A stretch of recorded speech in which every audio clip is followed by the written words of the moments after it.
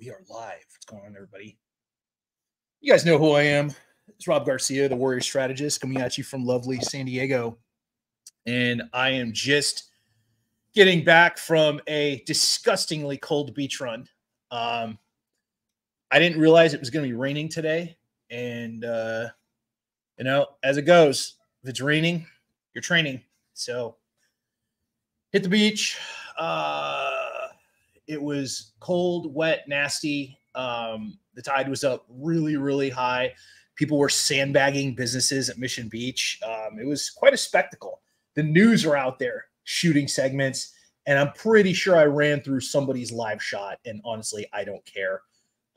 If you cannot insert yourself inside the news, consensually, of course, you're not living.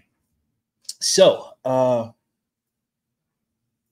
today, I'm going to talk about the importance of the mind-body connection with entrepreneurs in particular. And we welcome Jared Ledbetter, one of my favorite Marine friends, technical genius, and all-around pretty good dude. Despite the fact he still calls me Robbie once in a while, which makes me want to throw my coffee in his face. As always, we are brought to you, we'll get some shout-outs here, by Mike's Damascus Knives. Bam! You know, nice little tactical knife, little home defense, phone check, homie, phone check, bam, get your hands on one of Mike's Damascus knives. He can engrave it. You can see my Air Force rank here. It's got a really nice handle, premium materials, and comes with a custom sheath. Mike'sDamascusKnives.com. These are very long lasting and have a lifetime warranty. We also, of course, have the Tactical CEQ Business Visibility Guide. If you need help with your social media, if it's not selling, if you need help creating better social media, fillable worksheets so you can learn and create a custom social media plan to your business. I've outlined tons of types of posts and how they work and templates, made it very easy for you to easily create your social media and get the results that you need. And then I also have an entire section on media, interviews, and a template that you can send to reporters and journalists. Just copy paste, get more interviews. Bam. The printed guide itself is $97, and it is a business write-off, and the digital guide is $47. So if you guys are interested, just message me and I will get you the links. The first couple printed copies have already gone out to people, and I'm starting to get some really good feedback, which is great. I've wanted to write this for years. It's literally been on my wall. So happy to get this project done. All right. So today we're going to talk about the importance of fitness in business, especially if you're a little bit on the, we'll say, seasoned side. I don't like to use the word old because we all age differently. And I'm just happy, honestly, that I'm 48 and look like this. I thought I was going to look like Danny DeVito when I was a little kid. And I'm like, dude, you're going to be awful when you hit middle age. And actually, I've done okay. I've held it down. I attribute it to not smoking at all, using any products. I've stayed out of the sun, clearly. And I drink a lot of water, and I run a lot, and I try and stay active. I am a Husky King. I'm about 240 right now and 6'1", but most of my clothes fit, which is great. So I'm on my journey. Been working with Jeff Ryman at the Ryman Effect. And Jeff has always been a good guide for nutrition and fitness. He's helped me out. I learned some lifting techniques from Sandra Blackie when we worked together, and it was very effective. She was really good at teaching proper technique.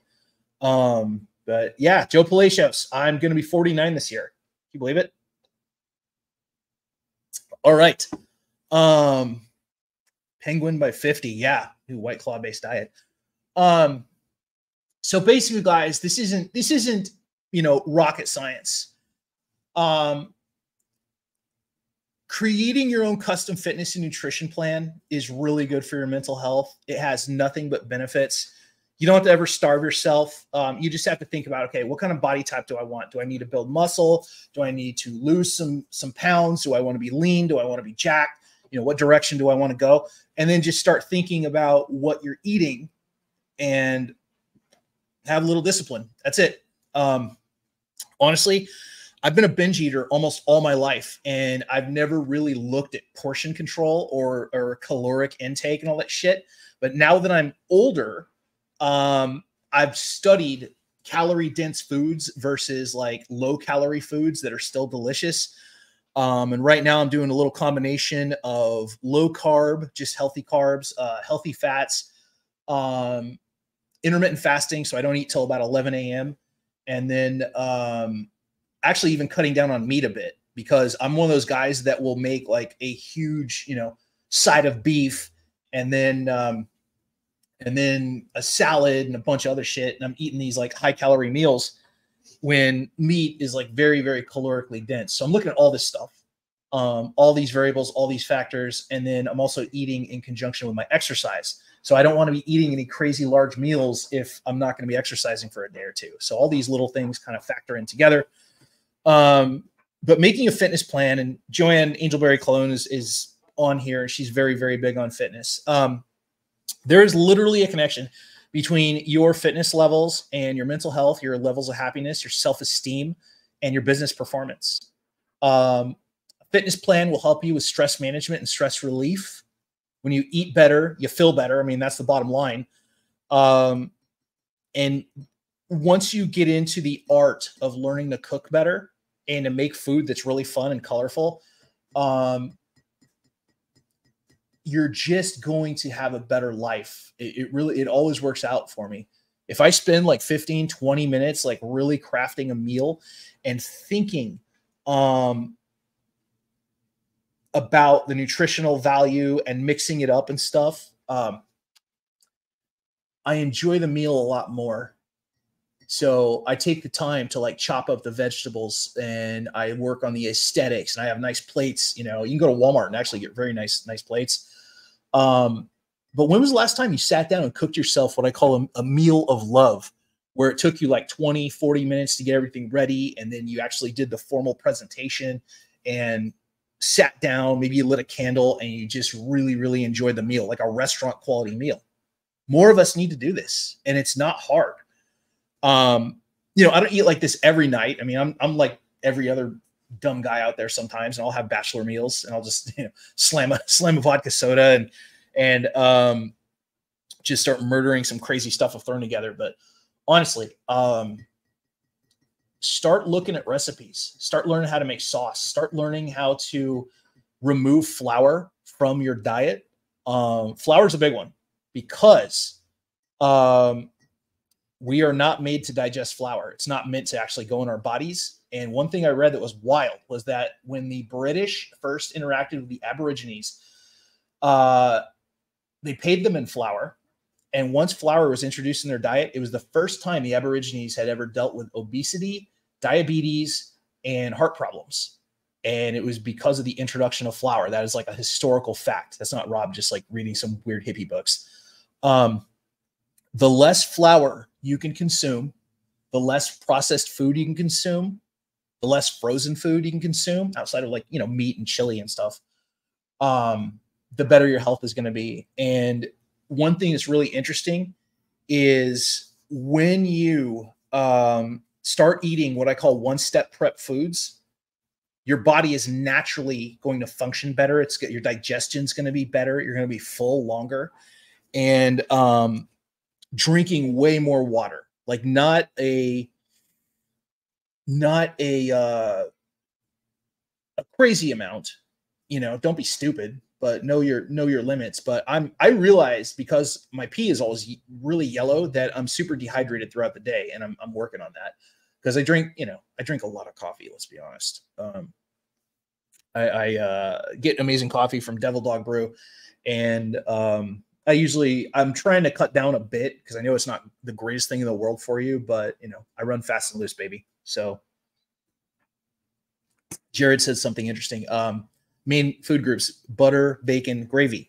So in that equation, because bacon metabolizes into testosterone if you eat it before you go to bed, butter, fresh cream butter, is actually a healthy fat in, not crazy amounts, but small amounts. They're a good addition to stuff. But gravy is made with flour. How do we thicken gravy? We make a roux. And so gravy I would never eat. on special occasions, you know, Thanksgiving or something. But you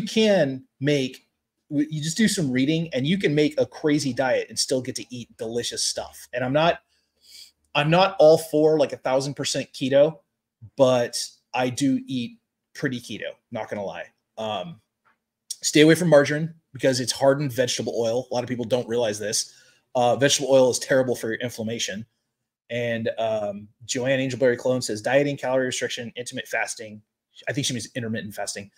Falls under a 3D frequency. And I'm not sure what a 3D frequency is, but I believe anything she says. She's very smart at this stuff and she's experienced. So remember that being active is half of it. What you eat is the other half, and what you eat is just as important in my opinion. Have as many greens as you can and start looking into smoothies as well as a meal replacement. Like right now, I'm very motivated to start just doing like a couple meals, small meals a day. Still going to do intermittent fasting, but I'm going to do like a protein shake every single day. And then, like I said, smaller cuts of meat, a lot more greens, a lot more salad. One of the best things I've ever found, and you got to figure out what foods you like, but the creativity will come out and you'll start making meals that are crazy, crazy good. And I'm going to tell you the perfect meal here in a minute, but one that I really like, I buy imitation crab, which is a fish called pollock that tastes like crab. I pop it onto a salad and I squirt the little fucker with lemon juice and parsley. And it is like a perfect meal because you're getting meat. It tastes really good. The lemon accentuates everything, like brings out the flavor. And it's just a normal salad, right? That's one of my favorite meals. One of my other favorite meals is the shred bowl. So imagine Chipotle, right? They give you this crazy bowl and it's just cabbage and cilantro and a little bit of meat, a little bit of cheese. So you're getting your proteins and then a tiny bit of light sour cream. And literally that is a perfect meal. Shred up some tomatoes, whatever you want to slap into it. But shred bowls are great. They're great for digestion. They go right through you. And they taste incredible. And then I put a little bit of taco seasoning on it. So these are the things that I do that you don't have to be like super smart to figure out how food works or how to make these great combinations. Another thing I've done for portion control, this is a real basic tip, but more people should get into this, is I actually buy big amounts of beef, chicken, whatever. And then I use storage bags. I seal them and I throw them in the freezer. So now I've got portion control and I can just grab a chicken, throw it in the air fryer. I can grab some stuff and throw it in the air fryer. And now my portions are controlled. So that's one thing I've done. And another crazy thing I've done, this falls under Rob, you're kind of a lunatic. I'm boiling hamburger now. And I did a post a while back and I showed you guys like it looked like a cutting board. There was a big congealed, I don't even know how to describe it. Just a big thing of solid fat. Because if you boil hamburger, let's say you're not buying lean hamburger, you just buy the big beef chub and you boil the whole thing, all the fat gets dispersed. And now you just cut down on the calories and you've cut down on the fat. And then you pull the meat out, you refrigerate it, and then the fat will go to the top and harden. You'll get a layer of solid white saturated fat. You throw that away, unless you want to use it for beef tallow or candles or something, you fucking hippies. But what you got left is the meat juice that can be used for broth. And I know, Jared, blasphemy, I agree. But once I started doing this, dude, and once I held up a sheet of fat and I was like, oh my God, that's disgusting. Imagine what that's doing to your arteries, right? Imagine what that's doing to constrict your blood flow or your heart, right? So boiling meat removes a lot of the fat, and then you can just freeze the meat and then reconstitute it with liquid smoke or Worcestershire and bring back that flavor, throw it on some eggs, whatever. But once I started learning this, like this is some old like weightlifting tricks, I was just like, holy shit, this is amazing. And so that's one thing I do to make my hamburger healthier. I've been following a guy named Meat Dad on TikTok, and this dude is really freaking smart. Former butcher, and he just teaches people how to save money. Teaches them that you can just buy whole chickens, you can buy whole chuck roasts and cut your own ribeyes. You can cut your own like boneless, skinless breasts, all this stuff. Because anytime you're buying something that's pre-cut, you're paying extra for the 30 seconds it took a butcher to cut up meat. And I'm just like, wow, mind blown. Meat Dad is incredible. Great videos. He teaches about seasoning meat, making your own bacon, all kinds of fun stuff. All right. And we got Frank Manto popping in. What's going on, Frank? Good to see you, man. And Jared said he tried the Beyond Burger once. It's not delicious. Had to, recall a Five Guys burger. If you have to eat fast food, the way to do it is the way I did it last night. Get a lettuce wrap. The buns, I found out a few years ago. I mean, not only are the buns unhealthy because they're, made with flour, they have corn syrup in them, which is really bad for you. So and they're extra calories. They're empty calories. They spike your insulin. They move you closer to diabetes. I have not eaten a hamburger bun. I could not tell you the last time, honestly. And that's a great thing that I don't remember it. Last night I went to the bar. I ordered a burger and I ordered it wrapped in lettuce, and it was delicious. So all these little things can help you eat better. Ditch the bun. I go to Wendy's personally once in a while if I want to indulge, and it's still high calorie, but whatever. I go get like a Dave's wrap and like I just have it wrapped in lettuce. And to me, that is the epitome of a perfect meal. And then I usually get a potato.